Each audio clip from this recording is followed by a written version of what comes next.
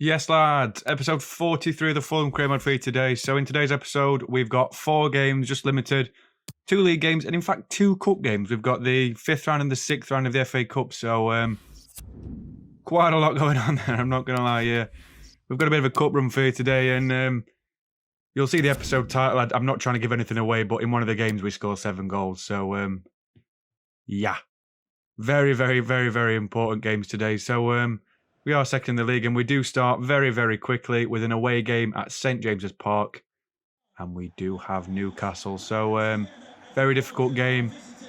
I'm glad it's not the St James. Sorry, I'm glad it's not the Sports Direct Arena anymore, because St James's Park rings a lot better. So yeah, team that they've got Darlow in goal, Bustos, Ferro, Duarte, and Lascelles as the back four. League 2, Matty Longstaff in all the midfield, then Almiron, Majer, Longstaff and Gomez as the midfield, and then Miriam Boadu as the striker. So very difficult team there, to be fair. I mean, they've got a League 2 player, but it is a good team nonetheless. And then we see our team. Ramsdale in goal. We've got Hataboa, Tamori, Ramos and Pagano as the back four this time. Midfield 2 of Zamboanguissa and Calvin Phillips, with Demir and Mella as the right and left attacking midfielders. And then, of course, De Groot and Mitrovic to lead the line. So interesting team. A little bit rotated to what it was before, but it's still a good team, still a very strong team. And we see Ramsdale giving the team talk very, very early on. So focus on that man, Myron Boadu. He's ridiculous this game. So straight from the corner, 4 minutes in, we win the header. Zamboanguissa gets in front of a Longstaff who's nowhere near him. The Ginger Paul Scholes. He's absolutely out the game already with one little turn. Zamboanguissa across the goalkeeper takes a heavy touch, but luckily it falls to Demir. Look at this man, honestly. He scores more goals than Saka. And he's better than Saka. He does the Javinko celebration. And we are, of course, 1-0 up against the Magpies. So it was a really good finish by Demir. And honestly, it's a good run by Zamboanguissa. He got away from his man really easily. Not saying much since Matty Longstaff. He's about 5'2" and about 5 stone. So good finish by Demir. Good little run by Zamboanguissa. That's 4th goal this season for Demir in the Premier League. Twice as many as Saka, which is really discerning and worrying, as Saka's 6 overalls higher. So yeah. Not great, but Newcastle do kick off again. We're looking for the early press to try and get another goal. Gomez plays it back to Longstaff, who plays a really poor first-time pass through to his man. Calvin Phillips misses the ball this time, though. Easy through ball to Miran Boadu, who dinks Ramsdale like he's not even there. That's his job. That's his job, isn't it? It's a great finish by Miran Boadu. Sorry, that's what Roy Keane always says. So it's a good finish, and obviously it is 1-1.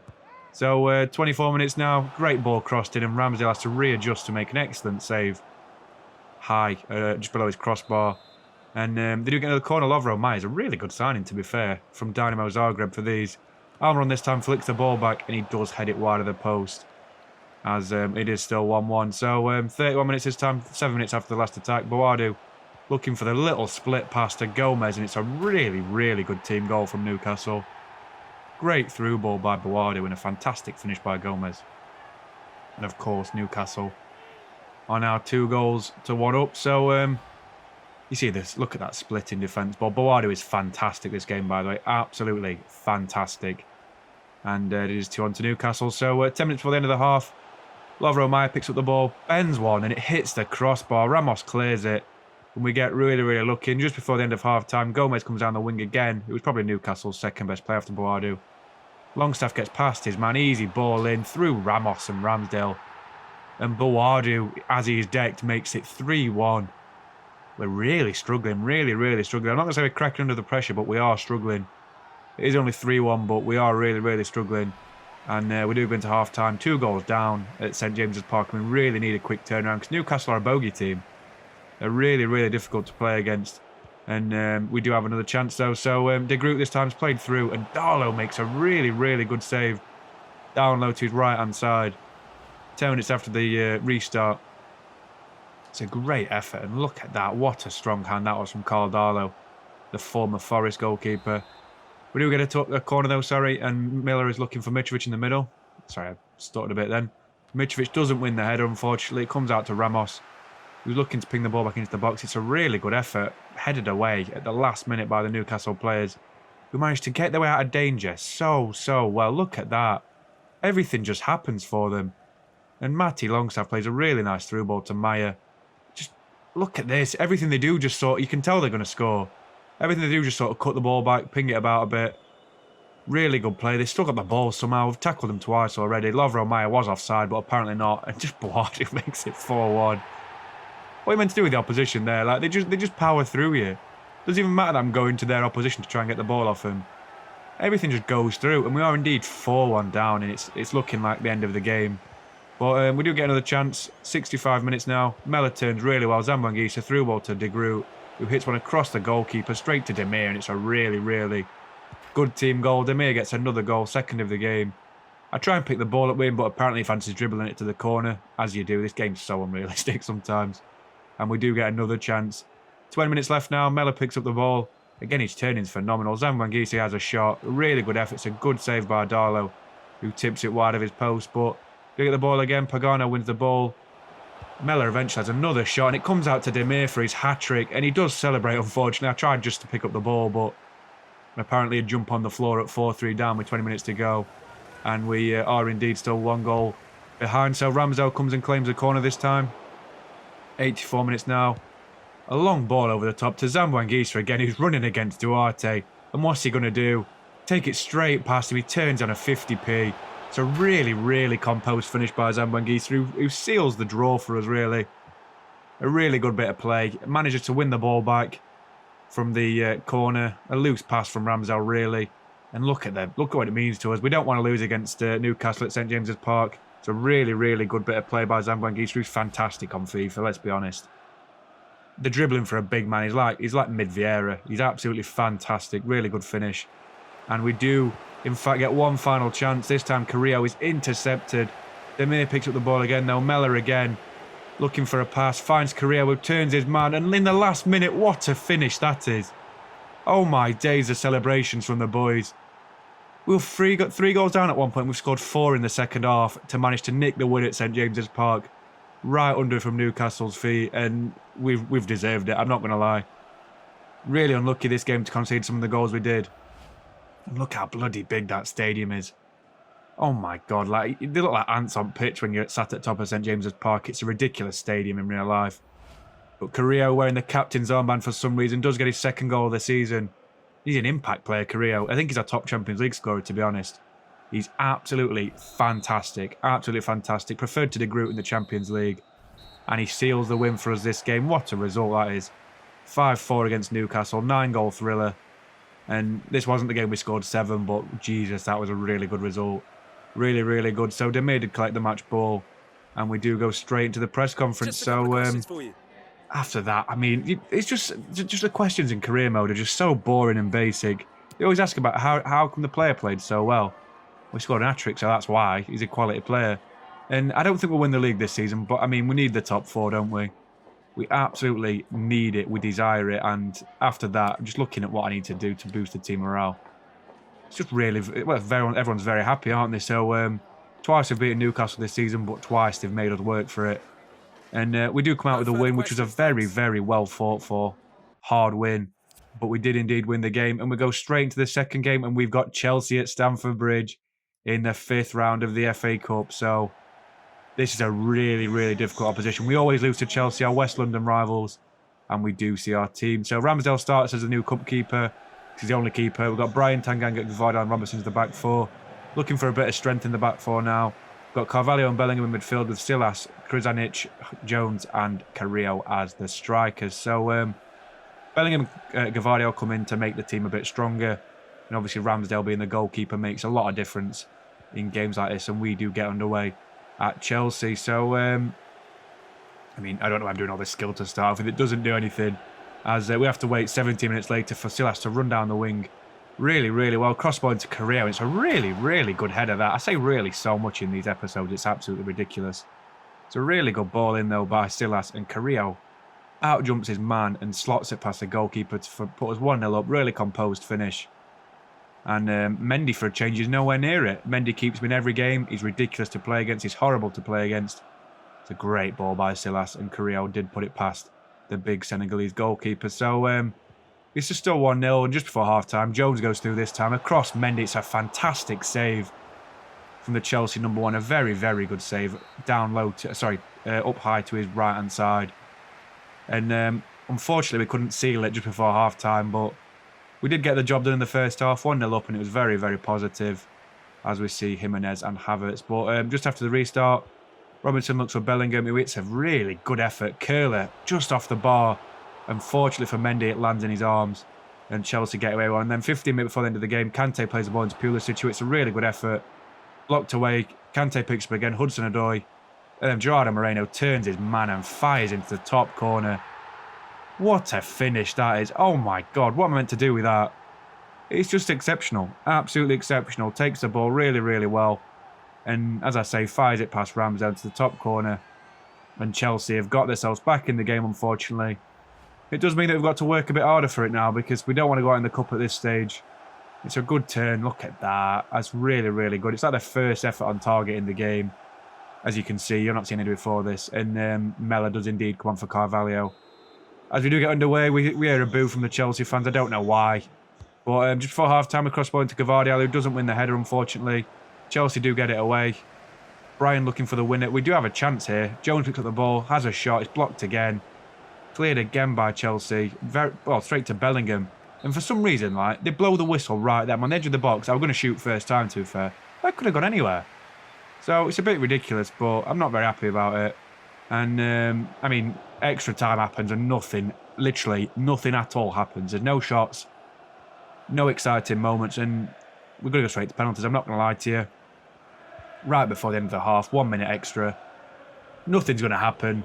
And we're just waiting for penalties, as I say. Like, we get tackled there. I thought they were going to get a quick chance to counter-attack. But fortunately, the ref did blow the whistle then and there. And we have got a penalty shootout. So it's a really big one, because this is probably our favoured trophy to win this season. The most realistic one, I'd say, anyway. The most realistic trophy we need to win this season. And this is a very, very difficult game. Very, very difficult game indeed. So Jorginho steps up to take the first penalty. And he chips it onto the crossbar. I mean, I dived that way, but Ramsdale didn't move. And then now Carrillo has a chance to put us 1-0 ahead in the penalty shootout. Which he does. 17 years old and composure like that. You don't teach that. You can't teach that.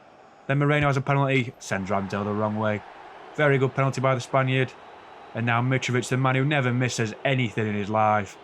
Does Mendy guesses the right way, and it's really, really poor from Mitrovic and me. But Chelsea do go and score the penalty in the next one. So they are in the lead now. They've caught up with us.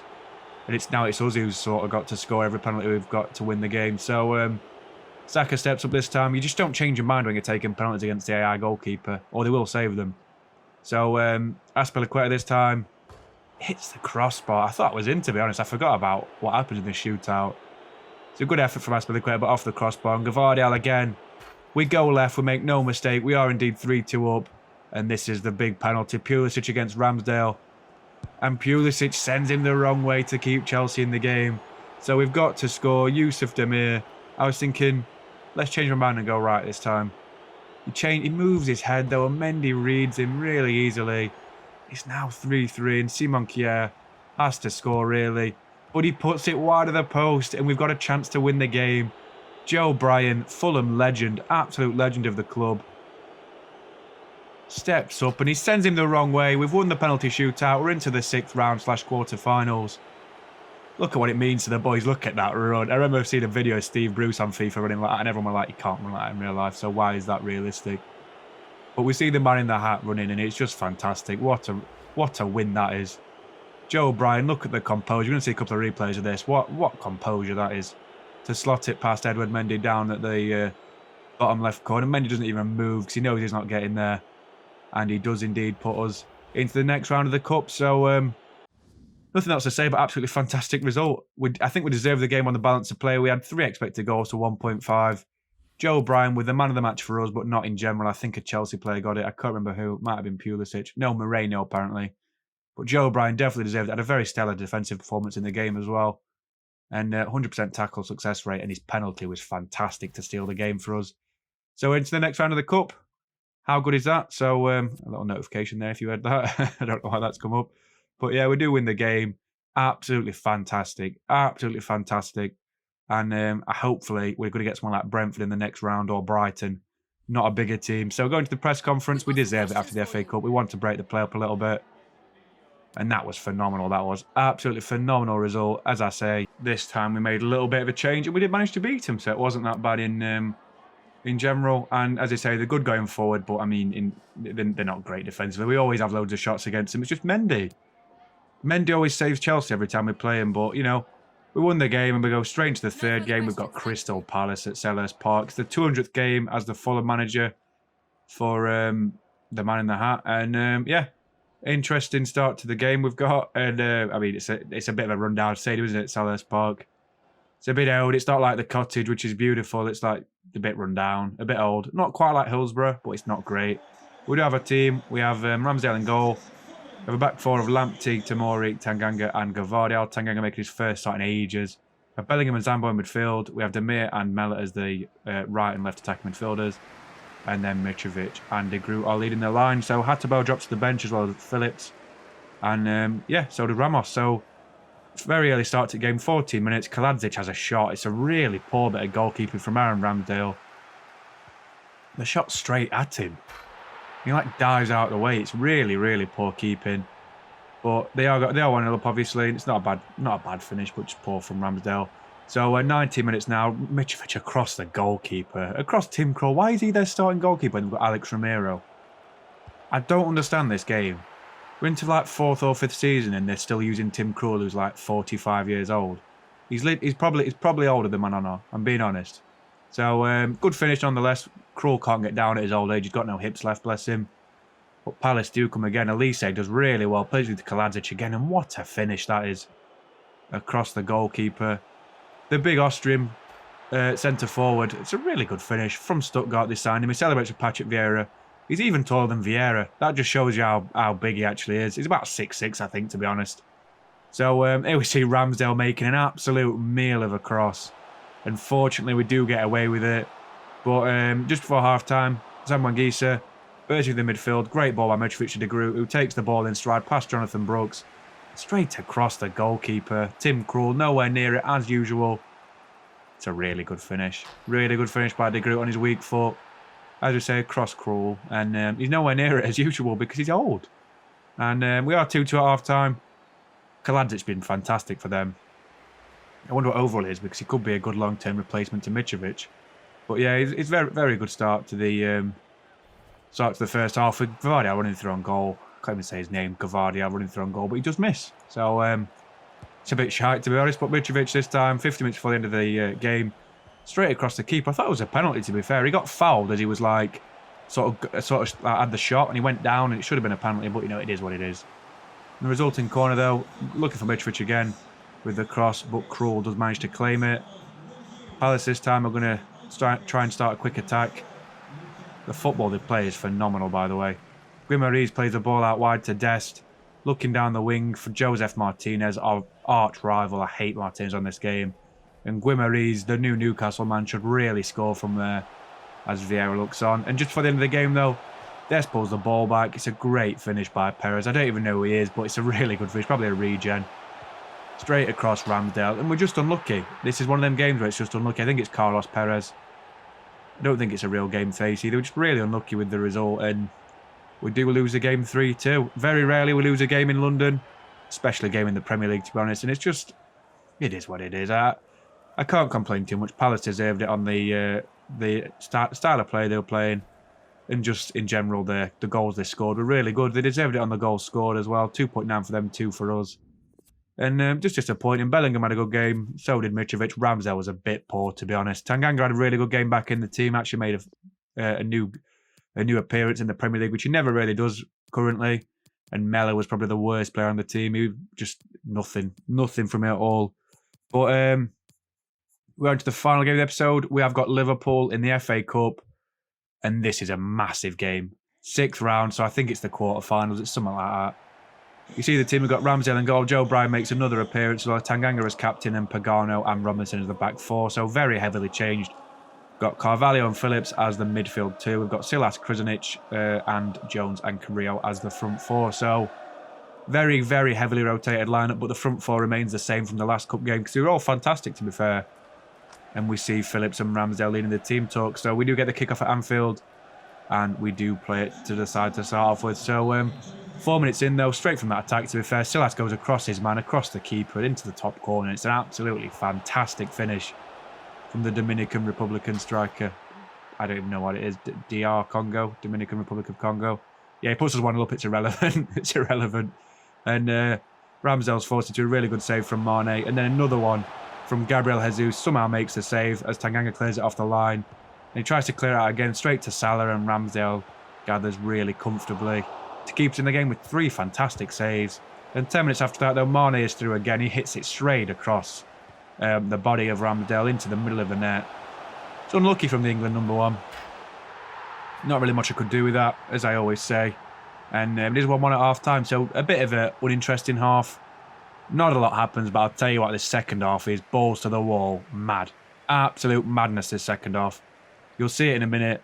We're going to make a sub at half-time because a couple of the players aren't really performing. We're playing a bit too defensive for my liking. We see the match facts. Liverpool have deserved it. I mean, 3 of them saves are from Ramsdale and Mane, but Ricky J. Jones is going to come off. We're a bit too defensive with him, and Mellor's going to play as the central striker, along with Carrillo. So Liverpool do kick off. We do get another chance 5 minutes later. Carrillo pulls the ball back to Mellor, who's running on goal. Hermoso's nowhere near him, either is Trent. It's a really, really composed finish from the big Englishman. He does the Jesus celebration because we all hate Gabriel Jesus. Not in real life, I don't know the lad, but on FIFA he's a dickhead. So 10 minutes after that, Robinson running down the wing, looking for the cross, back stick, great ball to Carvalho, volleys it front post, comes off Alisson, and how cruel is that? He's pointing at the Liverpool fans because, I mean, I am one, but we don't like him in the series. And it's a good finish, but Alisson really unlucky with it. So Mellor, this time playing a through ball to Carrillo, hits it in his stride, straight across Alisson again. And the Brazil number 1 is nowhere near it again. 4-1 against Liverpool is something you never really see on career mode, especially with a team like Fulham. And we are dominating the Reds at Anfield, absolutely dominating them. So before the end of the game, though, Joe Gomez with an absolutely stupid challenge. How is he the captain, by the way? He don't even play for him in real life. He's like a bench rotation player because he's injured all the time. It's a ridiculous challenge. GBH, Klopp's kicking off. They're not happy. He's really, really happy. He's going to get a right bollocking after the game, Joe Gomez. And we do get a free kick, though. Joe Bryan sets up to take the free kick. I mean, it's not going to be a shot, is it? We're like 70 yards out from goal. But just play it short. Looking for the early pass. Phillips picks up the ball straight to Silas. We're looking to break Liverpool down here. They're playing very, very narrow. Kruzanic runs straight through the middle. It's just so easy to score sometimes against Liverpool on this game. We're on legendary in the defending like this. It's so embarrassing. I feel bad for the AI sometimes because sometimes they're absolutely fantastic and other times they're just like this. Some games you can lose 3-2 to Palace, other games you can beat Liverpool by whatever we're going to beat them. It's a great finish. And then we're not done there. 85 minutes this time. Hermoso lagging behind Mellor, name another story. Ball rolls Alisson and back heels into net. What a cheeky bastard. Calms them down as well. That is just absolute shithousery, that is. Absolute shithousery. Really good result there. 6-1 against the Reds at Anfield is something I'd never ever see in real life. Something, I mean, I know Villa beat them 7-2, but that were at Villa Park, so 6-1's phenomenal against this team. Absolutely phenomenal. But Liverpool again, Fabinho playing the ball out wide to Minamino just before the end of the game. They've got nothing to play for now. It's sort of just like a limit damage, whatever's happening sort of thing for Liverpool. They need to just control the damage they're getting battered by. But they don't. They give away the ball. Robertson's looking for a through ball to Carrillo, who finds it really easily. Now to Demir, who's just running through, past Pedrosa, straight across the keeper. Dinks Alisson. He gets a hand to it and it's still in. 7-1 and the crowd don't even know how to respond. They're so confused. I mean, I would be, I think. In real life, this would be ridiculous. 7 goals against Liverpool at Anfield. Say we were 1-1 at one point as well. It's absolutely ridiculous. Absolutely ridiculous. And we do go straight to the press conference. And, I mean, what else can I say? Phenomenal result against... It's a pretty strong Liverpool team. Pretty strong Liverpool team. They're down to 10 men at 4-1. They still shouldn't have lost 7-1. We had like 3.6 expected goals to 3. We were lucky, but 7-1 against Liverpool, that's put us in really high spirits for the next game. And that's the win of the series by an absolute country mile. Absolute country mile. 7-1 against the Reds. Absolutely fantastic. But you see in the next episode, we have got Napoli at home, this time at Craven Cottage. That'll be a difficult game, I'll tell you that. It'll be a very, very difficult game. But we are still second in the Premier League after that loss to Palace. Level on points with Spurs, 12 behind City. City are just ridiculous. So rampant. Wolves are on 55, Palace on 54, Manchester United on 52. So Palace are actually doing quite well this season. Just a bit unlucky. So try and have a look at the player stats. Say we click on team stats by accident. So scroll across, we see that Slavia Prague player still the top scorer in the Champions League, which is ridiculous. But have a look. Mitrovic 41 goals in 28 games is ridiculous. We have Nunes on 22, not far behind. De Groot's on 14. That just shows the level of players in this league that Mitrovic is the top scorer with 40. Absolutely ridiculous. De Groot's got 22 assists, so he's close to breaking that record. Mellor's on 15. Mitrovic is on 10. Sam Wangisa, Saka and Demir are all on 7. And Ramsdale's on 6 clean sheets as well. So, I mean, that's a lot better than last season. I think we've got 2 or 3 last season, and we've got another 10 games left. So we're not doing bad. We do get into the next episode. So into the next episode, we've got a home game against Napoli, a home game against Brighton, all at the Cottage. We've got an away game at Villa Park against Aston Villa, and a home game against City at the Etihad, and potentially an away game at the Vitality against Bournemouth, but I'm not sure about that yet. But I really appreciate you watching. Please like and subscribe, and I'll catch you in the next one.